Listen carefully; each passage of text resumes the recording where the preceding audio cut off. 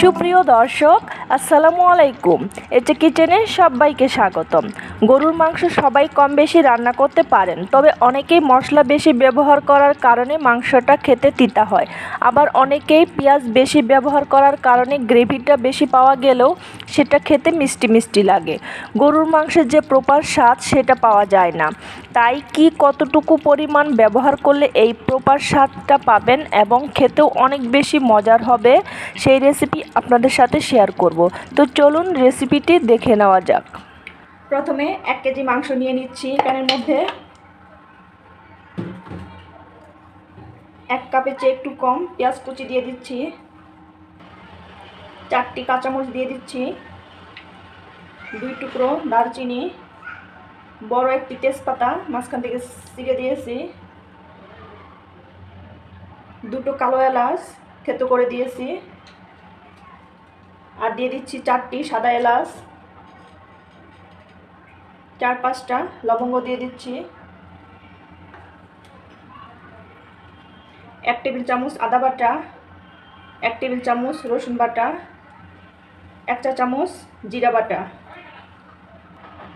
1 table চামচ মরিচের গুঁড়ো, 1 চা চামচ হলুদের গুঁড়ো, 1 চা চামচ ধনিয়ার গুঁড়ো, 1/2 চা চামচ গরম মশলার গুঁড়ো, 1/2 চামচের চেয়ে একটু কম কালো গোলমরিচের গুঁড়ো, আর দিয়ে দিচ্ছি স্বাদ মতো লবণ, 1/3 কাপ পেঁয়াজ বেরেস্তা দিয়ে দিচ্ছি, আর দিয়ে দিচ্ছি পরিমাণ মতো সরিষার তেল। 2টো ভাজা শুকনো মরিচ নিয়েছি, এখন হাত দিয়ে ভালো করে ম্যাশ করে দিয়ে দিচ্ছি।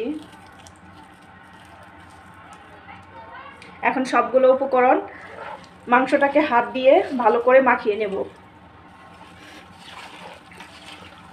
ভালো করে সময় নিয়ে ভালো করে কষলে কষলে মাংসটা মাখিয়ে নিতে হবে। ধৈর্য সহকারে মাখাতে হবে। একটু সময় নিয়ে ভালো করে মাংসটা মাখিয়ে নেবেন। এখন এখানে দিয়ে দিচ্ছি দেশি রসুন দিয়ে দিচ্ছি 3টা, দিয়ে আবারও আলতো হাতে ভালো করে মাখিয়ে নিচ্ছি। এখানে আস্ত রসুন নিয়েছি 3টা ছোট সাইজে। মাংসটা ভালো করে মাখিয়ে নিয়েছি। এখন ঢাকনা দিয়ে ঢেকে চুলায় বসিয়ে চুলার জালটা ধরিয়ে দেব।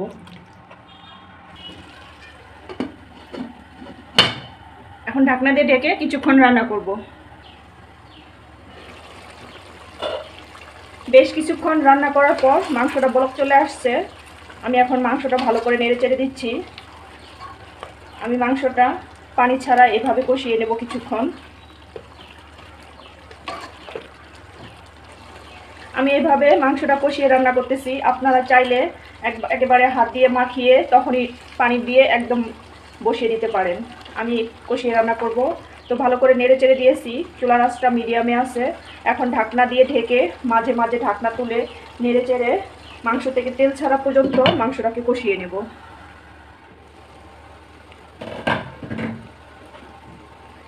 এই দেখুন আমার মাংসটা কষানো হয়ে গেছে। মাংস থেকে তেল ছেড়ে দিয়েছে। মাংসটাকে এমনভাবে কষাবেন যেন মাংসটা কষাতে কষাতে একটু কালচে কালচে হয়ে যায়। এই দেখুন। তো এখন আমি গ্রেভির জন্য পানি দিয়ে দেব।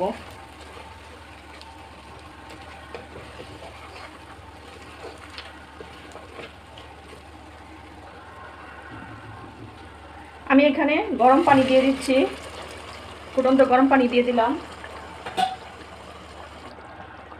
এখন ভালো করে একটু নেড়ে চেড়ে দেব। আমি এখানে গরম পানি দিয়েছি, ফুটন্ত গরম পানি দিয়েছি, মেজারমেন্ট কাপের 4 কাপ পানি দিয়েছি। এখন আবারও ঢাকনা দিয়ে ঢেকে আরও কিছুক্ষণ রান্না করব। এই তো মাংসটা বেশ কিছুক্ষণ রান্না করার পর উপর দিয়ে তেল ভেসে উঠেছে। এখন এই সময়টা আমি এখানে উপর দিয়ে 1 চা চামচ ভাজা জিরের গুঁড়ো দিয়ে দিচ্ছি, আর দিয়ে দিচ্ছি কিছু পেঁয়াজ বেরেস্তা।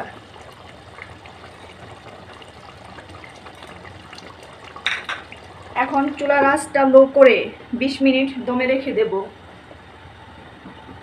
অবশ্যই 2-1 বার মাঝে মাঝে নেড়ে দিতে হবে। তো ফিরে আসছি 20 মিনিট পর। 20 মিনিট পর ফিরে এলাম।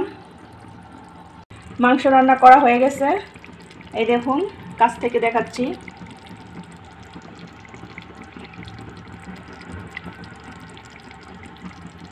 ভিডিওটি ভালো লাগলে লাইক কমেন্ট শেয়ার করবেন, আমার চ্যানেলটিকে সাবস্ক্রাইব করে চ্যানেলটির পাশেই থাকবেন।